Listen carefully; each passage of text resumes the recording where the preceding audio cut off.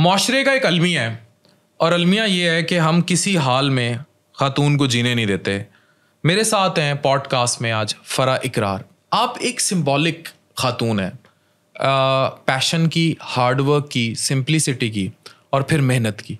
لیکن میں دیکھتا یہ ہوں کہ ہمارے معاشرے میں شوبز انڈسٹری میں whatever way women are coming, چاہے وہ ڈیجیٹل میڈیا ہو, ان کو ایک سٹگما بنا دیا گیا ہے, اور وہ سٹگما کہیں نہ کہیں اس گندی مینٹیلٹی کے گرد گھومتا ہے جس کو معاشرے میں نہیں پروان چڑھنا چاہیے. شوبز انڈسٹری میں کیا خاتون کا کام کرنا اتنا ہی مشکل ہے, اور کیا اس میں خواتین ایک ہی نش پہ آتی ہیں؟ عفان, آپ کا سوال بہت اچھا ہے. یہ وہ سوال ہے جو شاید ہم صدیوں سے کرتے چلے آ رہے ہیں, لیکن میں دین اسلام کے اسٹوڈنٹ ہونے کے طور پہ بہت سی چیزیں سیکھ رہی ہوں, سمجھ رہی ہوں. تو جب ہم زمانہ جاہلیت میں چلے جاتے ہیں, وہاں دیکھتے ہیں کہ حضور پاک صلی اللہ علیہ وسلم کی پہلی زوجہ بزنس وومن تھیں, اکیلے بزنس چلاتی تھیں, اور ان کے پاس بہت سے مرد حضرات کام کیا کرتے تھے. پھر وہ بیوہ ہو جاتی ہیں, پھر وہ بھیجتی ہیں, خود پیغام بھیجتی ہیں حضور پاک صلی اللہ علیہ وسلم کو کہ شادی کے متعلق.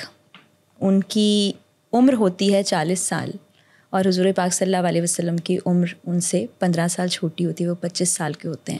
رشتہ قبول کر لیا جاتا ہے.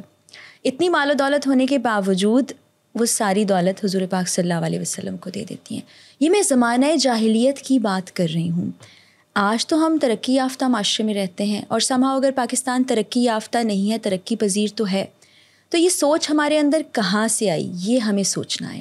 اگر ہمارے دین کے حساب سے آپ دیکھیں تو عورت بہت پاورفل ہے.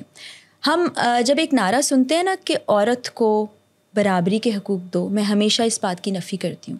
میں کہتی ہوں عورت کو عورت کے حق دو, جو کہ مرد کے حقوق سے کہیں زیادہ ہے. جو عزت, جو مرتبہ, جو پہچان, جو آزادی اللہ تعالیٰ نے دے رکھی ہے, جو حضور پاک صلی اللہ علیہ وسلم کی زندگی پر آپ نظر ڈالیں, جو انہوں نے امہات المومنین اپنی تمام بیٹیوں کو دی, اس کی مثال کہیں نہیں ملتی.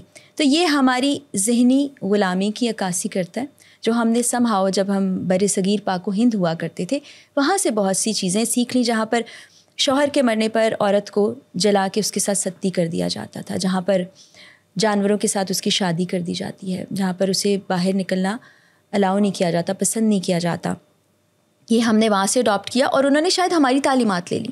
وہ سب کچھ کر رہے ہیں جو ہمارے اسلام نے ایک عورت کو حقوق دیے تھے, اور وہ کہاں سے کہاں چلے گئے, اور ہم زمانہ جاہلیت سے بھی پیچھے چلے گئے. تو یہ ہمارے معاشرے کو, میں وہی بار بار بات کروں گی, لوگ کہیں گے آپ ملائیت کی بات کر رہی ہیں, آپ ایسی بات کریے, لیکن میں بالکل عین اسلام کے مطابق بات کر رہی ہوں. آپ پڑھیے تو صحیح قرآن پاک کو, آپ دیکھیے تو صحیح کہ سیرت طیبہ صلی اللہ علیہ وسلم کیا کہتا ہے. تو پھر میرا خیال ہے یہ سب کچھ نہیں رہے گا, ہمارے لیے یہ باتیں بہت چھوٹی چھوٹی رہ جائیں گی. عورت کا مقام تو بہت بلند ہے, اللہ نے ماں کے قدموں کے نیچے جنت رکھی ہے, اسی سے آپ اندازہ لگا لیجیے. تو پھر یہ بتائیں کہ there are two extremes in our society. ایک یہ کہتی ہے کہ آپ می ٹو موومنٹ کی طرف چلے جائیں, اور اس میں بھی شاید ان عورتوں کے جن کے حقوق پر آواز اٹھائی جانی چاہیے وہ سلب ہو جاتی ہے, اور اس کو غلط ہی پورٹرے کیا گیا, اور اس میں پھر رینبو جھنڈے بھی آتے ہیں. جی ٹھیک ہے, جو بڑا سوالیہ نشان ہے کہ وہ کہاں سے اس می ٹو موومنٹ میں فٹ ان ہوتے ہیں, پر وہ ہو رہے ہیں. دوسری طرف ایکسٹریم وہی ملائیت, آپ نے جو بات کی اس کی ایک لمٹ تھی, لیکن پھر دوسری طرف بالکل پردہ نقاب ہے. آپ اگر بیٹھے ہوئے ہیں, آپ نے دوپٹہ بھی نہیں لیا ہوا, تو بی بی جی دوپٹہ کر لیں, اور وہ والا کانسیپٹ ہو جاتا ہے. اور مجھے سمجھ نہیں آتی کہ اس کا ذمہ دار پھر پورے معاشرے کا کام نہیں ہے کہ وہ اس کے سر پہ دوپٹہ کرائے. It is again coming to some domain other way around. اب یہاں پر بھی ایک بڑا ہی امپورٹنٹ نقطہ آپ نے اٹھایا فان, اور وہ یہ ہے کہ جو اللہ کے بندے سے کرنے والے سوالات ہیں وہ بندہ بندے سے کر رہا ہے. تو آپ وہ بات, اور بندہ بھی وہ کر رہا ہے جس کے اپنے بھی اس کوسچن مارک ہے نا کہ اس کی ایگزسٹنس کیا ہے. اللہ تعالیٰ تو یہ کہتا ہی نہیں کہ آپ کسی کو جج کریں, وہ تو کہتا ہے کہ میں صرف آپ انسان کے ساتھ جو سلوک کریں گے اس پر سوال کروں گا, اور اگر وہ بندہ آپ کو معاف نہیں کرے گا تو میں بھی آپ کو معاف نہیں کروں گا. اتنا بڑا درجہ ہے نا. میرے ابو اکثر ایک بات کہتے ہیں, وہ کہتے ہیں پتر جدوں بنی اللہ دا بندہ بنی, اللہ بنن دی کوشش نہ کریں. نعوذ باللہ نعوذ باللہ نعوذ باللہ. ہم نعوذ باللہ خدائی فوجدار بن جاتے ہیں, ہم وہ بریگیڈ بن گئے ہیں جس نے جج کرنا ہے, جس نے فتوے دینے ہیں. وہ اللہ کی ذات کو حق حاصل ہے اور کسی کو حق حاصل نہیں. اور دیکھیں اگر آپ کو ایک خاتون نظر آتی ہے بہت ہی ماڈرن لباس کے اندر اور آپ کو وہ پسند نہیں آتی, لیکن آپ کو کیا پتہ اس کی کون سی چیز اللہ تعالیٰ کے نزدیک بہت پسندیدہ ہے اور وہ کتنی عبادت گزار ہے, اس کے اللہ سے کیا معاملات ہیں. ہم تو فوراً کہہ دیتے ہیں. آپ نے واقعہ سنا ہوگا کہ ایک طوائف نے بالکل اپنے پلو سے بالکل کتے کو پانی پلایا تھا اور اس کی بخشش ہوگی. بے شک.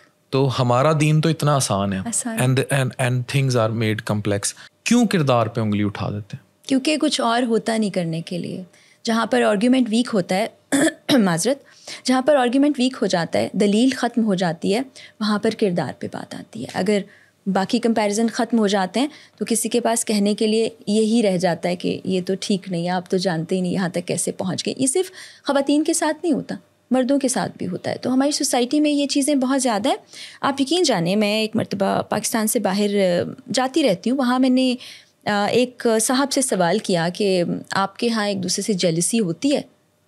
اور وہ تھوڑی دیر کے لیے میرا چہرہ دیکھتا رہا, اس پہ حیرانی تھی. پھر وہ ہنسا اور اس نے کہا نہیں, I can not relate to this question. مطلب ادھر کانسیپٹ ہی نہیں ہے. ہم دیکھتے رہتے ہیں اور کڑتے رہتے ہیں اور جلتے رہتے ہیں, اس کو کوئی فائدہ بھی نہیں ہوتا ہے, اور تکے لگاتے رہتے ہیں جو کہ ٹھیک بھی نہیں ہوتے. مطلب میں آپ کے بارے میں آپ کو دیکھ کے آپ سیریس ہیں تو یہ بڑا دکھی انسان. And who is the other person to جج سم ون؟ کوئی بھی نہیں ہے, کوئی بھی نہیں. اللہ تعالیٰ کی ذات ہے. اللہ تعالیٰ چاہیں تو آپ کی چھوٹی سی چیز پہ پکڑ کر سکتے ہیں, اور چاہیں تو آپ کے گناہ جو زمین سے لے کے آسمان تک ہو, ریت کے ذروں سے زیادہ ہو, سمندر میں پانی کے قطروں سے زیادہ, وہ معاف کر دیتے ہیں. تو مجھے نہیں سمجھ آتی کہ ہم کیوں دوسروں کے بارے میں بات کرتے ہیں.